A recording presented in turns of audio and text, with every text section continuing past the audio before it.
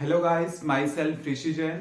Now student, in continuity with the previous lecture, in the previous lecture we have mainly discussed about the image formation by concave mirror. Means हमने image formation by the concave mirror already discuss कर लिया है. तो उसमें हमारे पास total 6 cases थे, जिसमें से 5 cases for the real and the last जो केसेस था वो वर्चुअल इमेज था. नाउ नेक्स्ट जो हमारे पास है टॉपिक वो है image formation for convex mirror. अब हमने कन्वेक्स के केस में स्टडी करने हैं कि कितने केसेस पॉसिबल होंगे और कौन कौन से हमारे पास यहाँ पे रे डायग्राम पॉसिबल होंगे. We have to make it. तो आपके पास फर्स्ट यहां पे आता है केस 1. केस 1 के आपके पास when an object is lying at infinity. Means जब ऑब्जेक्ट इंफिनिटी पे लाई करेगा तब क्या होगा स्टूडेंट्स. यहां पे मैंने ये लिया है, this one is convex mirror and this one is principal axis. अगर ऑब्जेक्ट इंफिनिटी पे है then these are the parallel रे.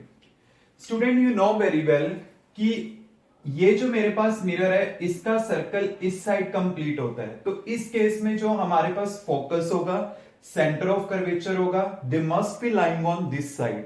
मतलब वो इस साइड आपके पास लाई करेंगे. And you know very well कि इस साइड से पेंट है तो रे को इस साइड नहीं जाना चाहिए. और अगर रे इस साइड जा रही है और इस साइड में पॉसिबिलिटी लेता हूं then it means there is a virtual image. मतलब डॉटेड इमेज हमारे पास फॉर्म होगी. तो ये पैरेलल रे को क्या करता है, डाइवर्ज करता है. तो हमारे पास इस टाइप से क्या होगी, डाइवर्ज होगी.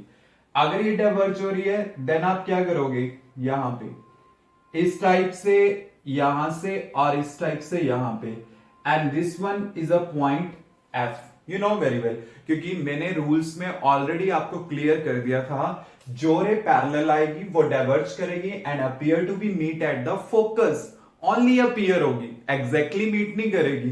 तो इसलिए मेरे पास ये डॉटेड फॉर्म होगा. और आपके पास सी यहां पे इस साइड होगा and you can write here object at infinity.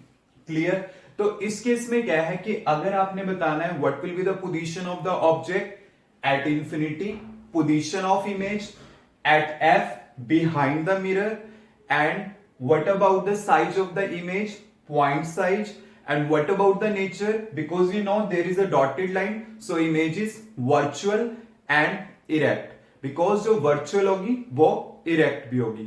Clear. तो ये था हमारे पास फर्स्ट केस.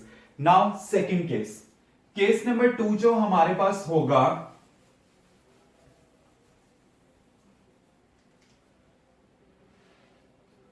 उसमें हमने क्या लेना है, when an object is lying between infinity and p. p मतलब पोल. मीन्स जब ऑब्जेक्ट इंफिनिटी और पोल के बीच में बेसिकली लाई करता है, whatever may be the position on the principal axis, आपके पास यहां पे क्या होगा, इमेज फॉर्मेशन होगी. यहां पे हमें पहले की तरह केसेस लेने की जरूरत नहीं है कि जैसे हमने पहले केसेस लिए थे in case of the concave mirror at infinity, beyond C, at C, between C and F, at F, between F and P, उस टाइप से नहीं लेने. जस्ट जो यहां पे हमारे पास सेकंड केस होगा वही इसका लास्ट केस ट्रीट होगा. तो आपने जस्ट क्या करना है, इस टाइप से लेना है. This one is convex mirror and object को मैंने यहां पे लाई कराया. दिस वन इज पैरेलल रे. जो पैरेलल रे होगी उसको क्या करेगा, ये डाइवर्ज. देन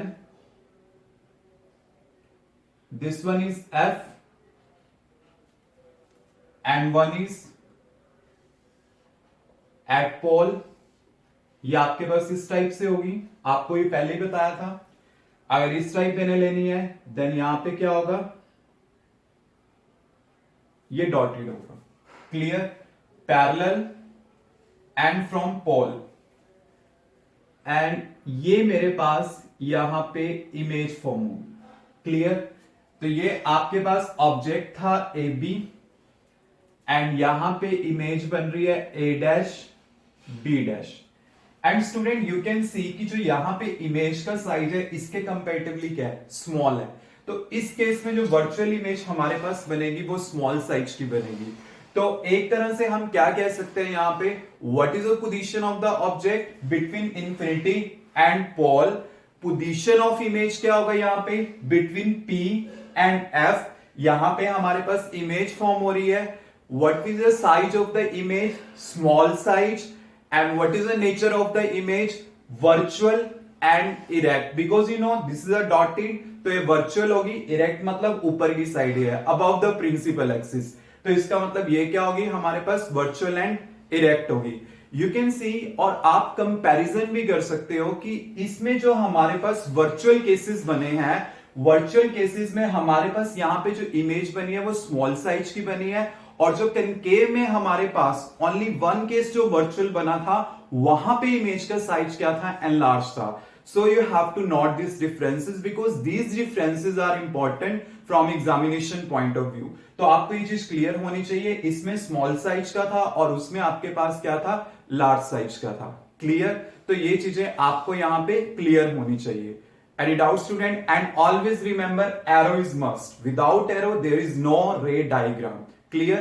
तो हमारे पास क्या है, टोटल 6 केसेस थे कनकेव में, 5 + 1, और यहां पे हमारे पास टोटल क्या है, 2 केसेस हैं in case of convex. Concave में 6 और कन्वेक्स में 2। क्लियर? Any doubt?